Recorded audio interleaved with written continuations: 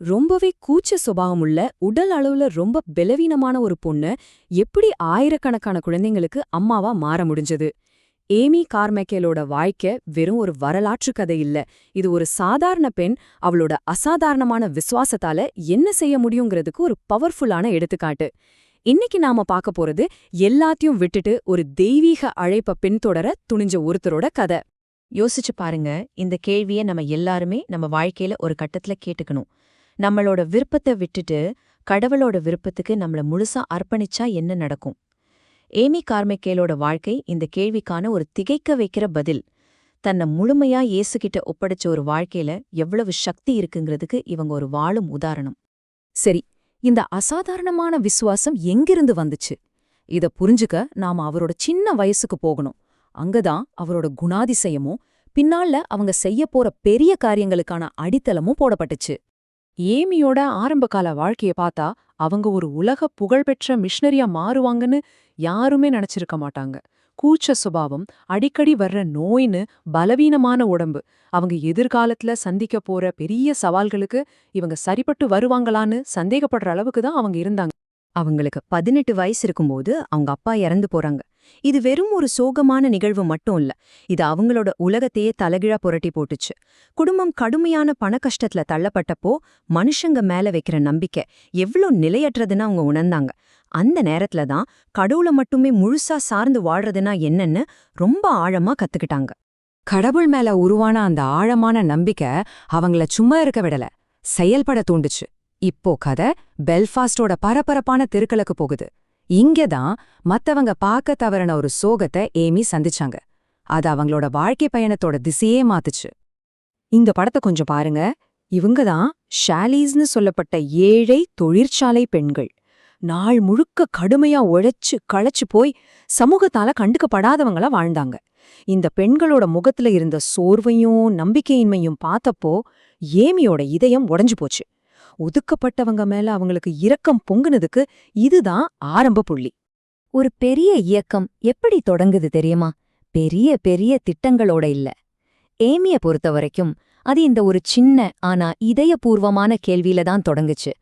கர்த்தாவே, இவர்களுக்காக நான் என்ன செய்ய முடியும்? இந்த ஒரு கேள்வி ஒரு மகத்தான ஊழியத்துக்கு அடித்தளமா அமைஞ்சது.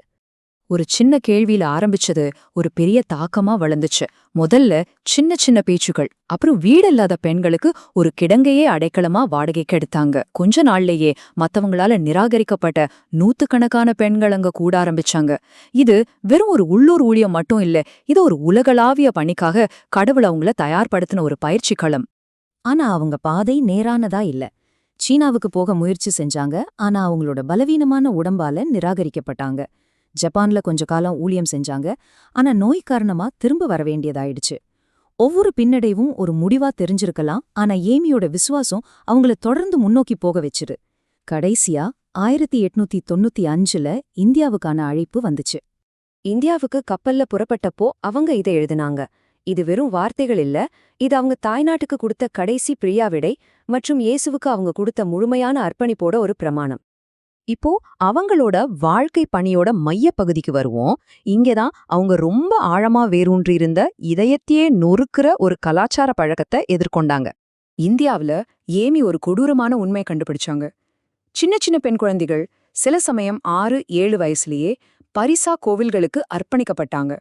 அங்க அவங்க பூசாரிகளுக்கும் சிலைகளுக்கும் சேவை செய்ய கட்டாயப்படுத்தப்பட்டாங்க. இது ஒரு புனிதமான பாரம்பரியம்ங்கிற பேர்ல நடந்த ஒரு பயங்கரமான சுரண்டல். இதை எதிர்த்து போராட ஏமி முடிவு செஞ்சாங்க.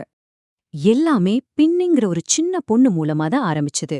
அவ கோவில்ல இருந்து தப்பிச்சு காயங்களோட ஏமிக்கு தஞ்சம் புகுந்தா. கோவில் பூசாரிங்க அவள திரும்ப கேட்டப்போ ஏமிக்கு ஒரு தேர்வு இருந்துச்சு. பயந்து அவள ஒப்படைக்கிறதா இல்ல துணிஞ்சு நிக்கிறதா? அவங்க துணிஞ்சு நின்னாங்க. அவள் கடவுளுக்கு சொந்தமானவள்னு தைரியமா சொன்னாங்க. அந்த ஒரு தைரியமான செயல் இருட்டுக்கு எதிரான அவங்களோட போரோட தொடக்கமா இருந்துச்சு.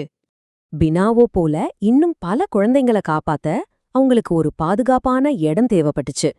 அந்த தேவையில இருந்துதான் டோனாவூர் ஃபெலோஷிப், அதாவது அன்பின் இல்லம் பிறந்துச்சு. இதுவே அவங்க வாழ்நாள் முழுக்க நீடிச்ச ஊழியத்தோட மையமா மாறுச்சு. ஏமி தன்னை ஒரு வெளிநாட்டுக்காரியா காட்டிக்கவே இல்ல. அவங்க இந்திய பெண்களை போலவே ஊட போட்டாங்க, உள்ளூர் மொழி பேசினாங்க, அந்த மக்களோட மக்களா வாழ்ந்தாங்க.